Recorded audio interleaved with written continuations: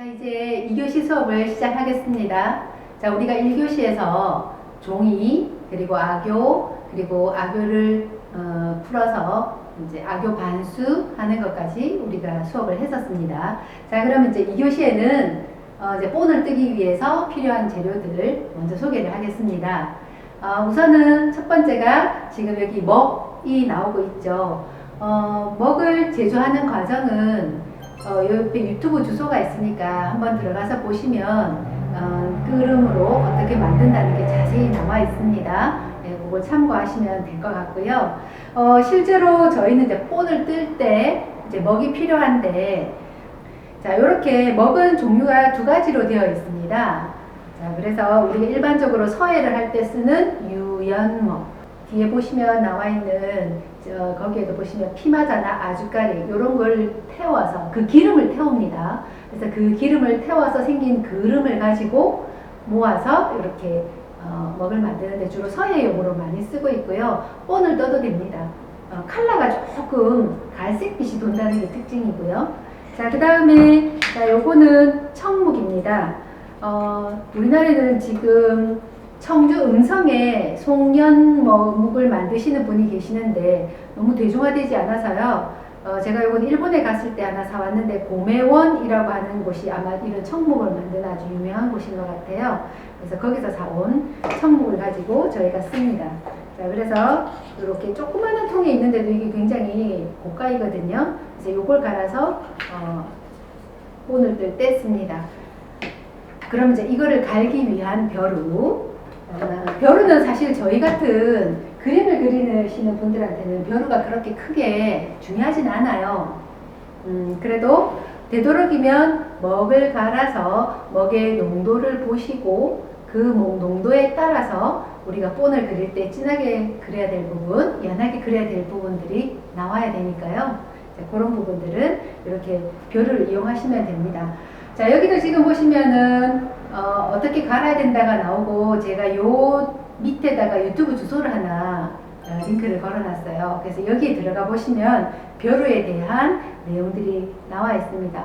저희는 벼루가 그렇게 크게 우리가 그림을 그리는데 중요하지 않아서 그냥 벼루가 있습니다 라는 정도만 하고 넘어갈게요. 벼루도 이걸 사치로 하시는 분들은 뭐 중국의 담계석 벼루가 좋으니 뭐 우리나라의 남석 벼루가 좋으니 뭐 이렇게 하는데요. 무엇보다도 관리가 제일 중요한 것 같아요. 그래서 지금도 보시면 이렇게 저희는 이제 작은 미니 벼루를 쓰는데 봉채도 갈기도 하고 목도 갈기도 하는데 좀 제대로 잘 씻어서 관리를 하셔야 되고요. 오래 쓰다 보면 이렇게 이제 검은색이 이렇게 중간에 가장자리로 이렇게 염색이 되는데, 여기를 갈다가 너무 안 갈린다 싶을 때는 사포 있죠. 사포 1000번 정도 아주 입자가 고운 사포를 가지고 한 번씩 밀어주시면 다시 이게 가실가실하게 되니까 먹을 갈기가 쉬울 거예요. 또 요즘은 워낙 재료가 좋다 보니까 이렇게 먹물을 저희도 많이 씁니다. 먹물을 가지고 본을 뜰 때 많이 쓰는데, 중요한 건 이 먹의 재료랑 이 먹물의 재료가 다릅니다. 이거는 어쨌든 천연에 있는 그름을 가지고 악교로 이렇게 뭉쳐서 만들어 쓰는 건데, 얘들은 먹의 그름이 아닙니다. 그름은 맞긴 하지만 카본이라고 하는 화학 제품이에요. 그래서 좀 더 먹의 느낌을 살리고 싶다. 그 다음에 중요한 거는 우리가 발임을 할 때 물감에 먹을 조금 섞어서 음영을 만들고 싶을 때는 사실 이거 조금 바람직하지가 않은 것 같습니다. 뭐 또 그런데 여러분들이 이제 자꾸 재료를 접하시다 보면 분명히 본인한테 잘 맞는 재료가 있으니까요. 이게 좋습니다, 이게 좋습니다 라고는 말씀드리기는 어려울 것 같고요. 본인이 선택을 해서 자기한테 맞는 재료를 찾아서 쓰시면 될 것 같습니다. 자, 그리고 이런 것들을 이제 쓰실 때는 제가 한 가지 팁을 드리면, 요렇게 이게 투약병이에요. 인터넷 뭐 옥션이나 쿠팡이나 이런 데 가셔가지고 투약병 치면 이런 것들이 나와요. 이건 물감을 풀어서 놓기도 너무 좋고, 그 다음에 양도 이렇게 시시별로 되어 있으니까 요거를 활용을 하시면 참 좋을 것 같아요. 그래서 먹물도 이렇게 딱 이렇게 덜어서 여기다가 놓고 쓰시면 좋습니다. 자, 그러면 다음 페이지 이제 붓에 대해서 한번 말씀을 드리겠습니다. 저희가 수업을 하다 보면은요, 우리 수강생들이 선생님이 쓰는 붓은 되게 뭔가 좀 특별하다고 생각을 하는 것 같아요.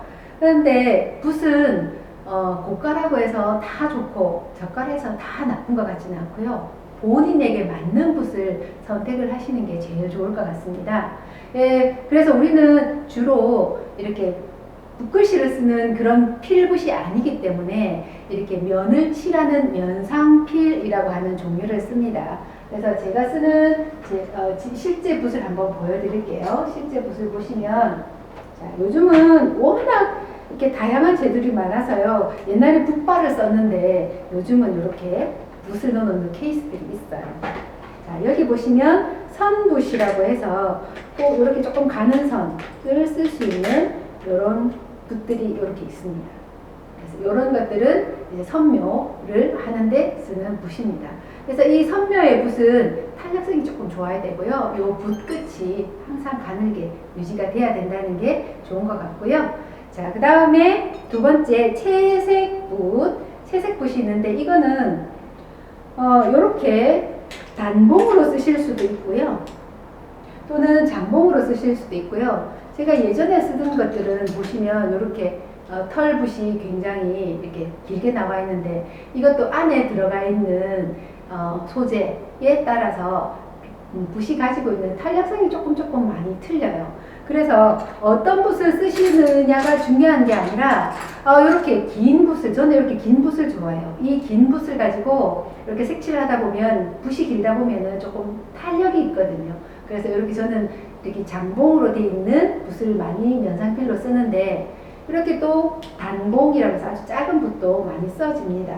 그래서 이거는 대중소에 따라서 또 써지는 면적에 따라서 본인에게 맞는 붓을 사용하시면 될 것 같습니다. 그런데 대부분의 붓들이요 중국에서 다 들어오거든요. 그런데 요즘은 워낙 이런 국가 간의 거래가 그렇게 쉽지가 않잖아요.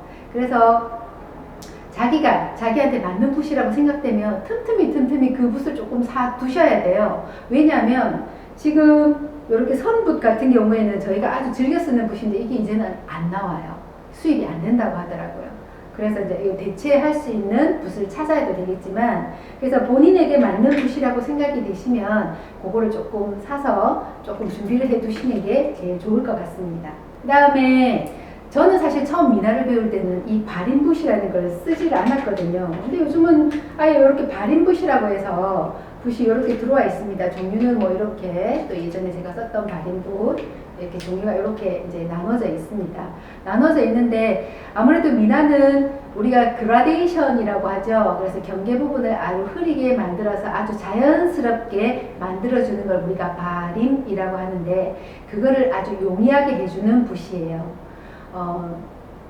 저도 처음에는 이 붓을 사용을 안 했는데 어느 날 갑자기 수강생들이 이 붓을 사서 쓰기 시작하길래 저도 이제 써보기 시작했거든요. 근데 굉장히 편리하더라고요.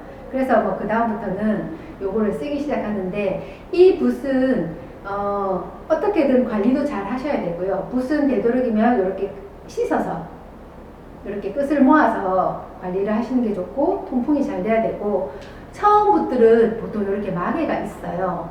그런데 또 꼼꼼하신 수강생들 분들 중에 보면 이걸 다 씻어가지고 이렇게 물기가 있는 상태에서 이 물기가 있는 상태에서 이걸 이렇게 이제 닫아서 가시는 거예요. 이렇게 하면 습기가 제대로 안 돼서 붓이 상하는 수가 있습니다. 그 다음에 넓은 면을 칠할 때 저희가 좀 전에 이렇게 봐드린 것처럼 지금 거기에 나와 있죠. 평붓이라고 해서 요 붓을 가지고 사용을 하시면 됩니다. 그런데 자꾸 수강생들하고 이렇게 수업을 하다 보면요, 제가 쓰는 붓이 가장 좀 특별하게 보이나 봐요. 그러니까 좀 더 물감이 잘 발리는 것 같고 또 그 물감이 좀 잘 이렇게 종이 위에서 매끌매끌하게 잘 가는 것 같으니까 자꾸 제가 쓰는 붓을 자기도 사겠다고 하는데, 그래서 요즘은 제가 수강생들 붓으로 색칠을 조금 이렇게 도와드리거나 시범을 보여드리거든요. 근데 붓은 많이 써보셔야 됩니다. 써보시면서 이 붓에 물을 어느 정도 머금고 있는지, 그 다음에 물감을 어느 정도 내가 칠을 할 수 있는지, 결국은 그림을 잘 그린다는 것은 내가 이 붓을 가지고 얼마나 컨트롤을 잘 하느냐에 따라서 좋은 붓이 되는 거지, 아무리 돈을 비싸게 주고 좋은 붓을 써도 그 붓을 내가 제대로 활용을 하지 못하면 그 가치가 떨어지겠죠. 그러니까 붓은 이 정도에서 마무리를 하겠습니다. 여기 지금 보시면 붓 관리하는 방법이 있죠. 이거 정말 잘 하셔야 돼요. 붓은 이렇게 물통에다가 제발 이렇게 담아두시면 안 돼요. 이렇게 이렇게 하시다가 이렇게 두고 가시는데 이거 정말 붓에 안 좋아요. 붓도 지금 보시면 얘들이 여기 끝에 모여있는 부분이 악교로 묶여져 있거든요. 그런데 붓에 오래 담가게 되면 그 악교가 이게 풀어지는 거예요. 그러니까 하다 보시면 물기가 많은 붓들은 자꾸 붓이 털이 빠지죠. 네, 그래서 불편한 경우들을 경험을 하셨을 거예요. 그러니까 되도록이면 붓은 물기를 빼서 건조를 잘 시켜서 이렇게 뽀송뽀송한 상태로 만들어서 보관을 하시는 게 오래 쓸 수 있는 방법입니다. 자, 그렇게 해서 우리가 간단하게 붓에 대해서 설명을 드렸습니다. 자, 2교시의 마지막 하이라이트 물감에 대해서 설명을 드리겠습니다. 물감의 종류가 이만큼 많습니다. 이걸 다 미나에서 쓰냐고 물으시면 다 쓸 수도 있고 안 쓸 수도 있습니다. 그런데 어떤 물감을 어떤 곳에 쓴다고 하는 거는 결국 그거는 작가의 표현 의도에 따라서 달라질 수 있습니다. 자, 우선 지금 여기 보시면 물감, 튜브 물감 있죠? 자, 여기 한국화 물감이라고 되어 있습니다. 이 한국화 물감이라고 하는 거는 안료에다가 접착제로서 아까 우리가 봤던 물 악교 있었죠? 잠깐 가져오겠습니다. 이렇게 안료에다가 악교를 집어넣어서, 그때 이 악교는 우리가 뭐라고 부르냐면 미디움이라고 부릅니다. 그래서 요거를 가지고 안료를 개해서 만든 게 바로 요겁니다. 이게 가장 기본적인 그 물감 도구고요. 이걸로만 써도 충분합니다. 그런데 이제 자꾸 하다 보면, 그림을 그리다 보면 욕심이 자꾸 나니까요. 이제 좀 더 좋은 물감을 찾는 경우가 많은데, 자, 저희가 정말 저희들의 노하우를 다 보여드리네요. 자, 그래서 여기 보시면 여기 아이스트레이예요. 그래서 이 물감을 여기다 이렇게 짜고, 물감의 이름도 조금 다릅니다. 그래서 이 물감의 이름 명칭을 맨 처음에는 좀 생소하니까 여기다 이렇게 물감의 이름까지 써서 물감의 이름 자체를 먼저 익숙하게 만드셔야 됩니다.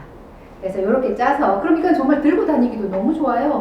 먼지도 안 들어가고요. 그래서 이렇게 해서 이제 들고 다니기도 좋고, 내가 수업 받기도 좋고, 물감도 한눈에 보이니까 좋고요. 그래서 이렇게 씁니다.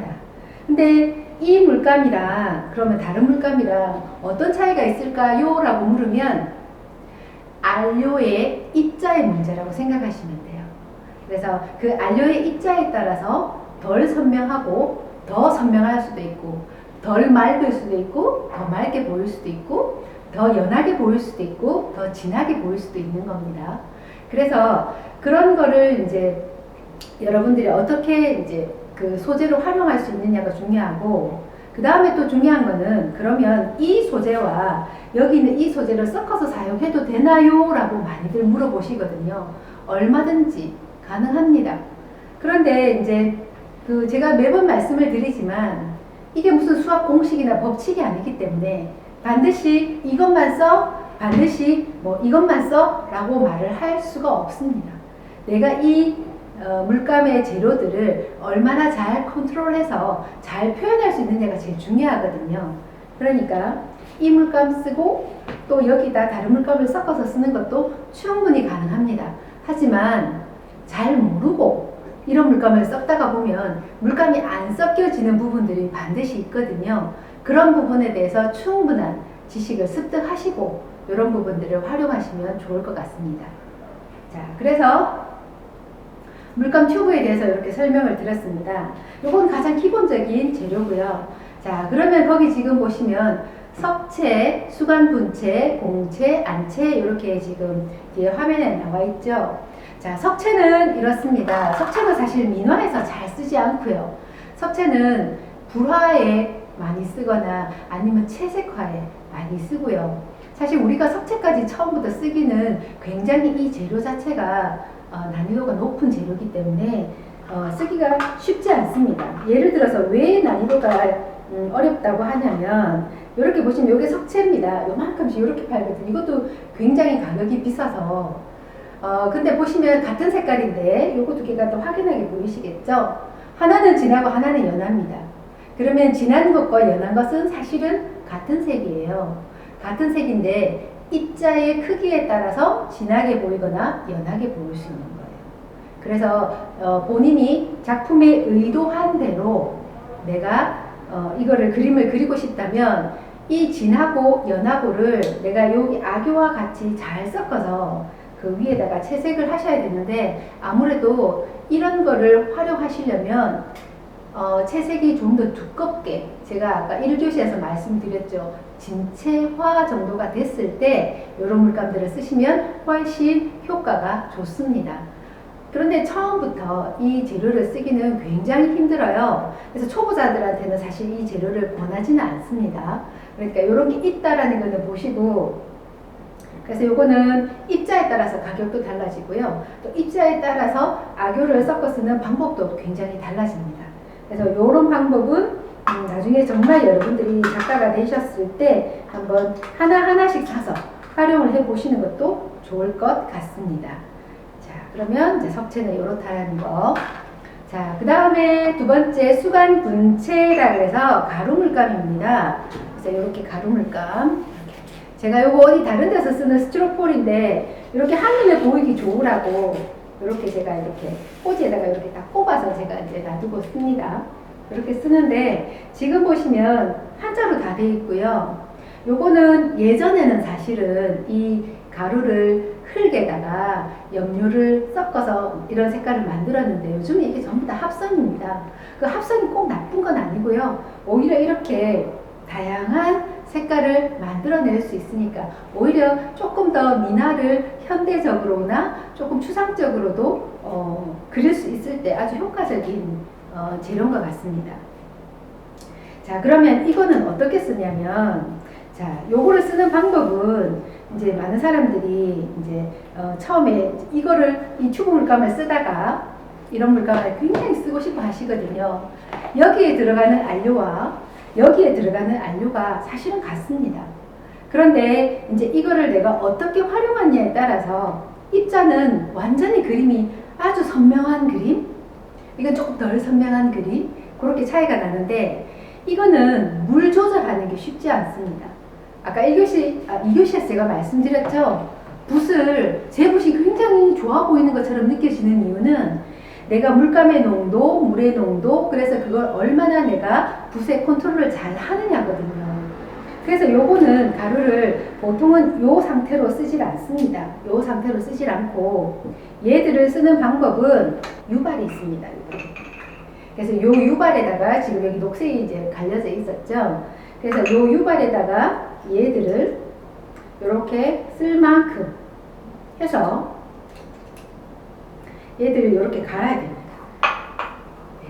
충분히 갈아서 알갱이 감이 없어질 정도로 충분히 갈아줘야 되고요. 요렇게 갈아서 요거를 요렇게 접시에다가 요걸 다시 옮길 겁니다.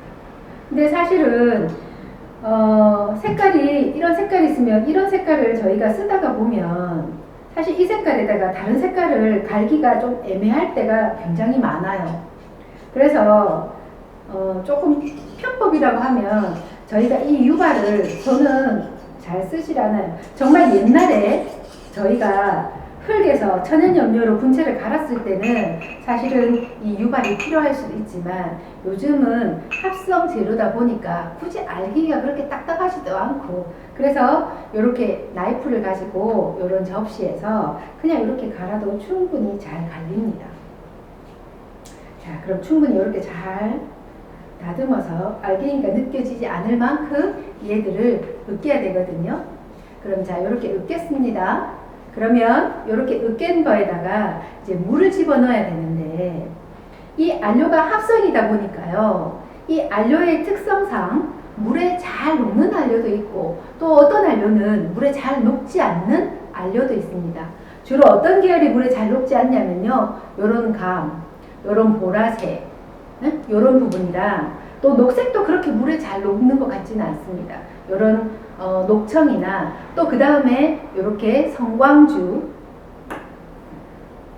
네. 성광주로 되어 있는 요런 것들 또는 성광황으로 되어 있는 요런 것들, 요런 것들은 물을 넣고 얘를 섞기가 쉽지가 않습니다. 그래서 저희가 이제 그 한국화 하시는 분들이 많이 사용하시는 방법인데요. 어떤 게 있냐면 소주가 있습니다. 자, 그래서 이 소주를 가지고 제가 아까 약병, 투약병 설명을 드렸죠? 네, 그래서 여기 소주 돼 있죠. 정말 맛있는 소주입니다. 그래서 이 소주를 가지고 여기다가 이렇게 부어줄 겁니다. 여기다가 이렇게 싹 부어주면 소주 속에는 알코올 성분이 들어있어요. 알코올 성분이 들어있기 때문에 얘가 굉장히 잘, 예, 소리가 들리시나요? 예, 그래서 이렇게 해서 색깔을 자기가 원하는 농도만큼 이렇게 비벼서 색을 만들어 주시면 됩니다. 그래서 이 알코올은 다 좋습니다. 정말 금방 잘 녹고 알맹이가 조금 있었던 것들도 소주에다가 이렇게 갈아버리면 충분히 아주 매끄럽게 잘 갈립니다. 그런데 한 가지 단점은 자, 이렇게 갈고 난 다음에 이거를 지금 다 쓸 수는 없잖아요. 자, 그러면 그때는 어떻게 해야 되냐면 자, 이렇게 아까 이 물렀던 봉지인데 자, 이렇게 약병에다가 얘를 이렇게 넣어줍니다. 자, 요거는 여러분들이 그 반찬통이에요. 근데 플라스틱 반찬통이라서 너무 가볍고 좋아요. 이게 한국화 재료들을 보면 전부 도자기로 되어 있는데요. 사실 그게 너무 무거운 거예요. 너무 무겁고 깨지기 쉽고 그래서 제가 이제 생각해낸 방법이 요거는 이렇게 붓기도 너무 휘어지니까 붓기도 너무 좋고 보관하기도 좋고 그래서 저는 이제 요거를 인터넷에서 사서 쓰거든요.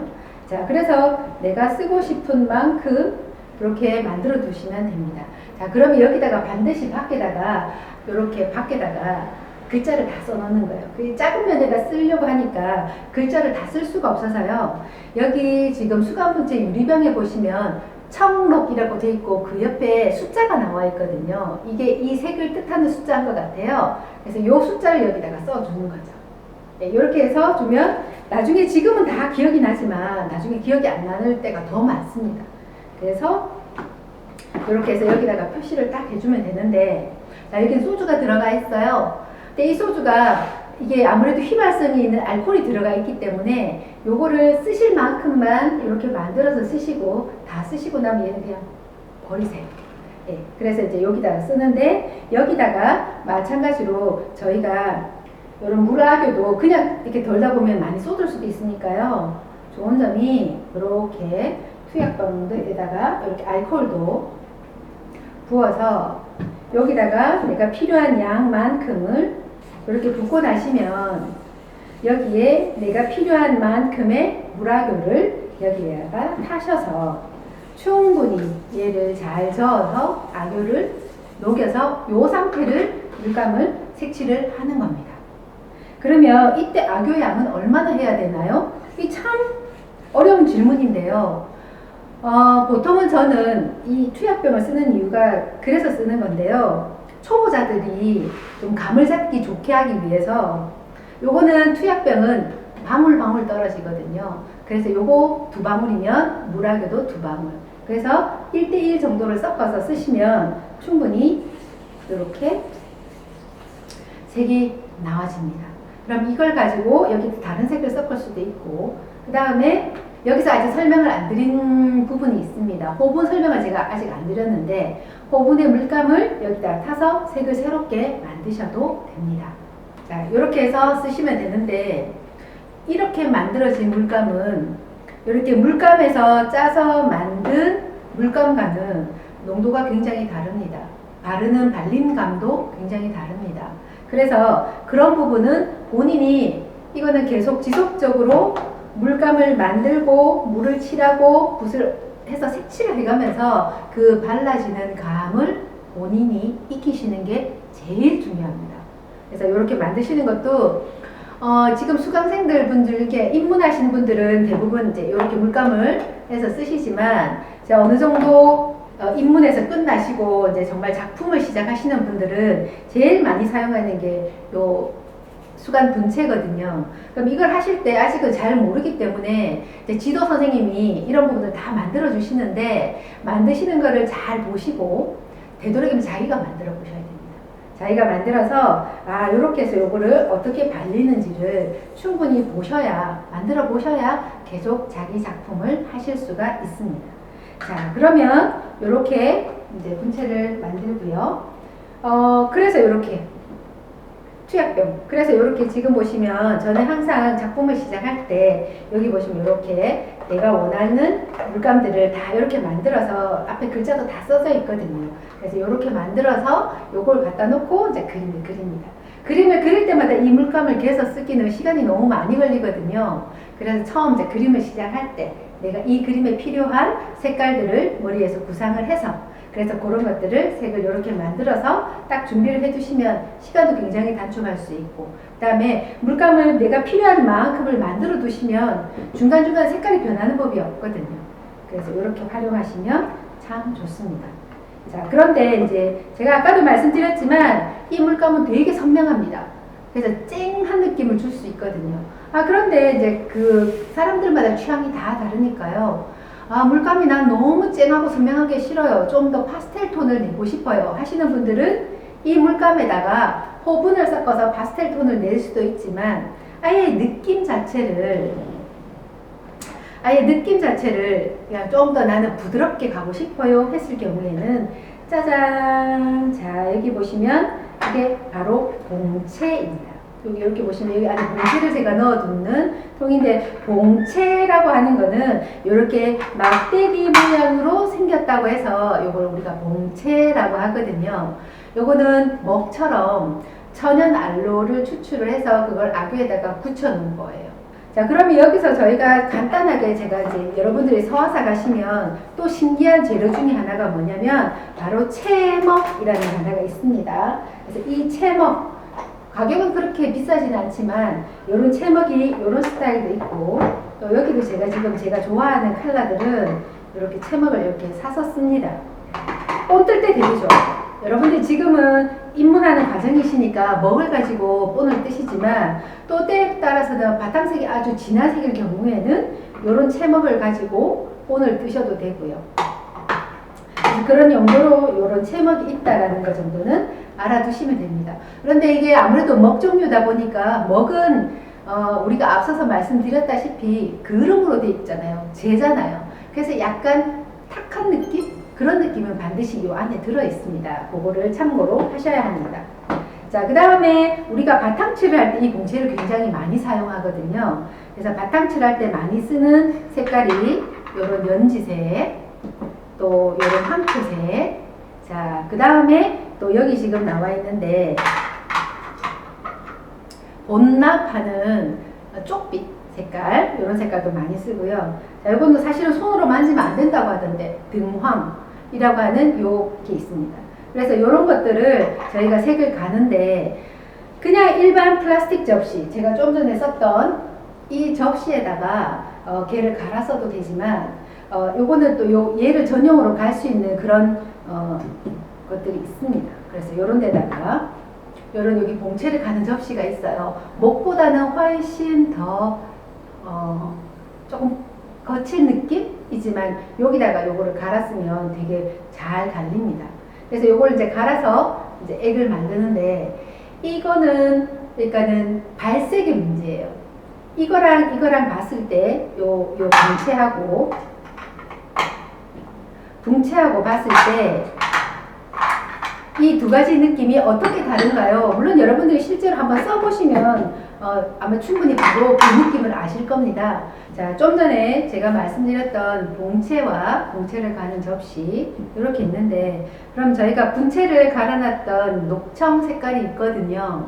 그래서 요걸 갈았던 거 그럼 봉채에 있어서 이 녹청의 느낌을 제가 갈아서 채색을 해서 보여드리겠습니다. 자, 이건 이렇게 갈면 됩니다. 먹 갈듯이 이렇게 갈면 되고, 물의 농도와 봉채 가는 농도는 본인이 알아서 맞추시면 됩니다.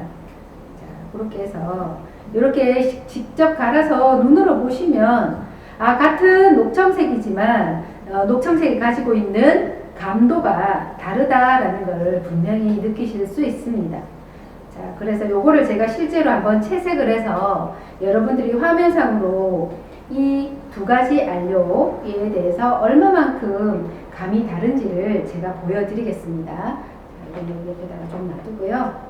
자, 아까 우리가 악교 포수를 했던 종이 지금 여기 이렇게 있습니다. 그럼 여기에 아까 여기 분체는 갈아서 악교까지 넣어 놨었거든요. 그래서 얘를 잘 저어서 여기다가 채색을 한번 해 보겠습니다. 좀 여러분들이 선명하게 보셔야 되니까 이렇게 갈았습니다. 자, 그 다음에 여기 봉채 갈았던 녹청색. 이게 화면상에서 어떻게 보여질 수 있을까 사실은 조금 걱정이 됩니다. 요건 사진으로 찍어서 저희가 비교해서 보여드리도록 하겠습니다. 자, 여기 보시면 요거는 화면에 있어서 왼쪽에 있는 거는 요 분체로 갈았는 녹청색입니다. 그러면 화면에 있어서 이렇게 조금 더 면이 넓었던 부분은 바로 요 봉채를 갈은 녹청입니다. 그 화면으로 얼마나 자세히 여러분들이 보실 수 있을지 몰라도 실제로 보면 훨씬 요 색이 따뜻한 느낌? 같은 녹청색이지만 여기 녹청색은 좀 쨍한 느낌? 그래서 느낌이 조금 다릅니다.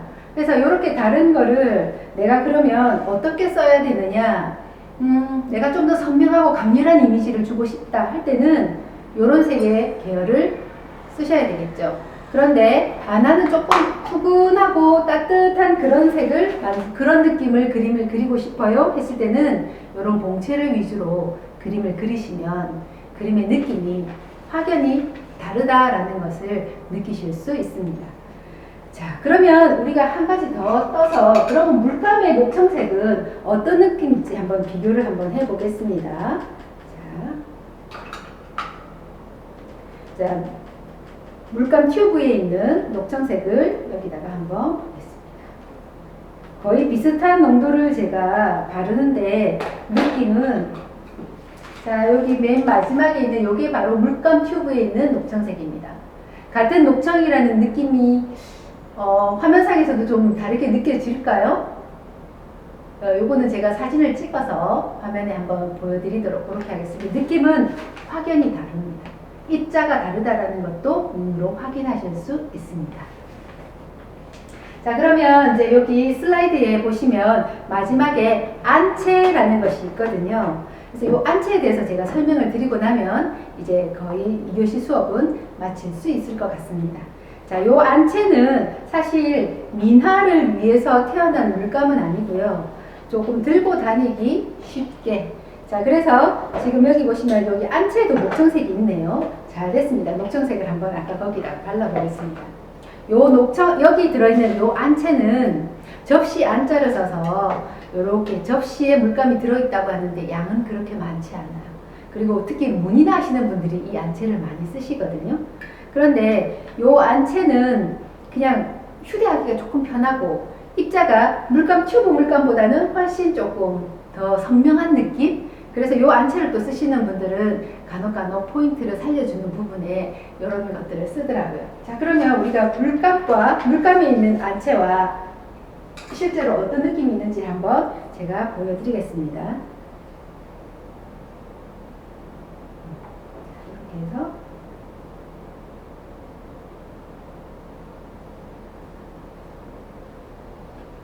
자, 보시면 요 맨 마지막에 있는 게 바로 요 안채의 녹청입니다.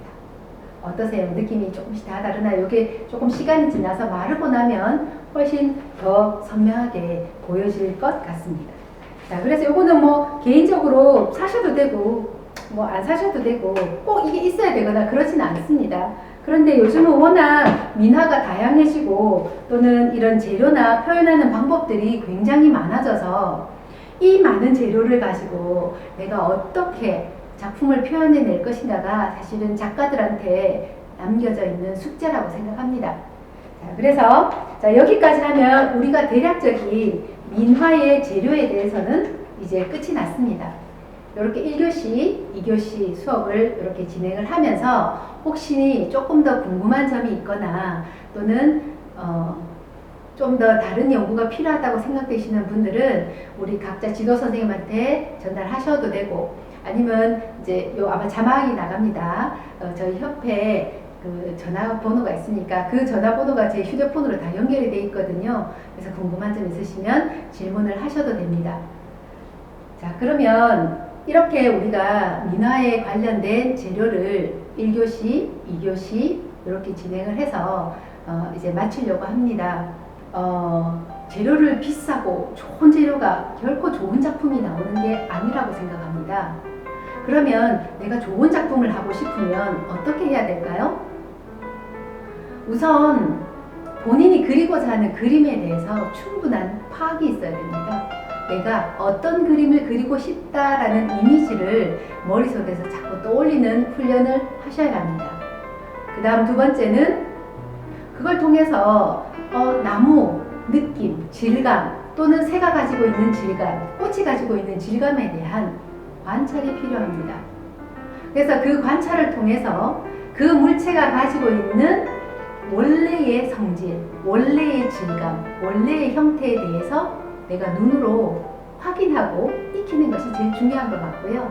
그 다음에 그 이미지를 내가 머릿속에 가지고 이런 재료들을 통해서 내가 표현하고자 하는 어떤 이미지를 근접하게 색을 내기 위해서 노력을 하셔야 할 것 같습니다. 그냥 단순히 지금 초신자들 같은 경우에 선생님 여기 무슨 색 칠할까요? 선생님 여기는 어떤 색 칠해야 돼요? 이건 칠하는 방법이 뭐예요? 라고 지금은 그렇게 시작을 하시지만 그게 1년이 지나고 2년이 지나고 3년이 지나서도 계속 선생님 여기는 무슨 색이에요? 할 수가 없단 말이에요. 이제 본인의 그림을 그려야 되잖아요. 그러면 본인의 그림을 그리기 위해서 내가 어떤 그림을 그리고 싶다라는 부분에 생각도 많이 하셔야 되고, 그때를 위해서 지금부터 여기 나와 있는 재료를 가지고 끊임없는 시도, 실험 이런 것들도 필요합니다. 자, 오늘 이 민화 관련된 다양한 재료들에서 빠진 부분들이 있어요. 호분을 만드는 부분들이 빠져 있고요. 그 다음에 본을 뜨는 데까지만 제가 설명을 드렸었는데, 본을 뜨고 난 다음에 바탕칠을 칠하는 방법, 그 방법도 또 있거든요. 이 바탕 처리에 대해서도 굉장히 얘기해야 될 게 많습니다. 그래서 이 바탕 처리하는 부분에 대해서는 따로 또 바탕 처리 기법 이렇게 해서 수업 동영상을 한번 만들어 보도록 하겠습니다. 다시 한번 제가 말씀을 드리는데, 제가 지금 이 동영상에서 보여드렸던 방법들은 어디 뭐 특별하게 무슨 공식화되어 있고 법칙화되어 있는 것들이 아닙니다. 제발 그건 명심하셔야 되고요. 또 이렇게 보시고 수업을 하시면서 지도 선생님한테 아니 그 동영상에 나오는 교수님이 그렇게 설명을 하던데 꼭 그게 다 맞으라는 법도 없습니다. 본인한테 맞아야 되죠. 그래서 제가 말씀드리는 거는 자, 이러이러한 사례들이 있으니 그러한 사례를 보시고 내 걸로 만드셔야죠. 내 걸로 만들어서 내 그림에 그런 것들을 다 녹아내셔야 되죠. 네, 그런 부분이 또 필요합니다. 그렇게 내 그림에 내가 그리고 싶어 하는 의도대로 내 채색대로 그런 거를 내 그림에 녹아내려면 사전에 먼저 이러한 재료들에 대해서 충분한 연습과 그리고 감, 그래서 이걸 얼마나 내가 잘 컨트롤해서 쓸까에 대한 시간이 좀 걸리지만 노력이 필요합니다. 네, 그런 부분에 오늘 저의 수업이 조금은 보탬이 되었으면 좋겠다라는 생각으로 이렇게 만들었습니다. 자, 이상 수업을 마치도록 하겠습니다. 감사합니다.